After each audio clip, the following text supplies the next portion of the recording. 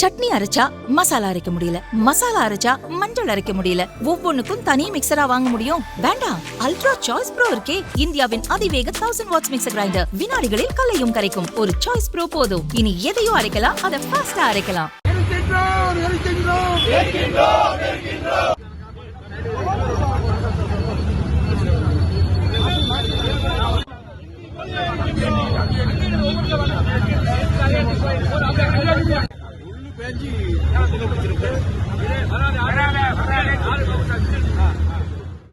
இப்போது நடந்து வரும் தமிழக சட்டசபை கூட்டத்தொடரில் இந்தி மொழிக்கு தடை விதிக்கும் மசோதா தாக்கல் செய்ய இருப்பதாக தகவல் பரவியது.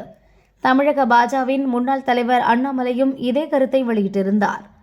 மாநிலத்தின் வளர்ச்சிக்காக ஆந்திரா பல திட்டங்களை கொண்டு வரும் நிலையில் தமிழக முதல்வரோ இந்திக்கு தடை விதிக்கும் மசோதாவை சட்டசபையில் தாக்கல் செய்ய இருக்கிறார் என்று கூறியிருந்தார்.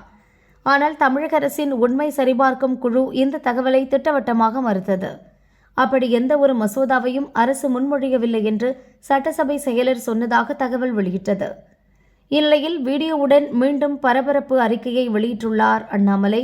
அதில் இருப்பது: இந்தியை தடை செய்யும் மசோதாவை தாக்கல் செய்ய திமுக அரசு திட்டமிட்டது வெறும் வதந்தி அல்ல, இது முன்கூட்டியே திட்டமிடப்பட்டது.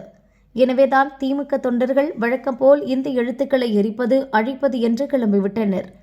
பொள்ளாச்சியில் கூட இந்தி எழுத்துக்களை எரித்து திமுகவினர் போராட்டம் நடத்தியுள்ளனர் என்று அண்ணாமலை கூறியுள்ளார்.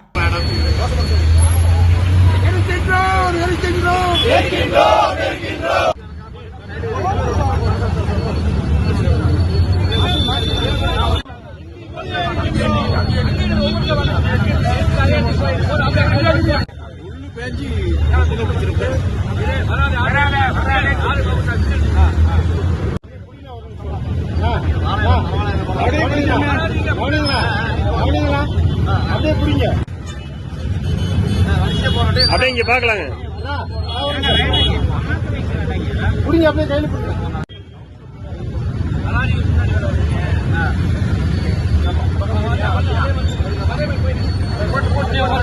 இன்று சட்டப்பேரவையில் மாண்புமிகு முதல்வர் அவர்கள் தமிழகத்தில் இந்தி தடை செய்யப்படும் என்ற ஒரு சட்ட மசோதாவை தாக்கல் செய்ய உள்ளதாக தகவல் வருகிறது. அப்படி மசோதாவை தாக்கல் செய்யும் பட்சத்தில் இன்று பொள்ளாச்சி நகர திமுக சார்பில் மற்றும் பல்வேறு அமைப்புகள் சார்பில் இன்று இந்தி எழுத்துக்களை அளித்தும் அவர் தாக்கல் செய்ய மசோதாவிற்கு வரவேற்பு தெரிவித்தும் இன்று ஒரு கோரிக்கை ஆர்ப்பாட்டம் தற்போது நடைபெற்று வருகிறது.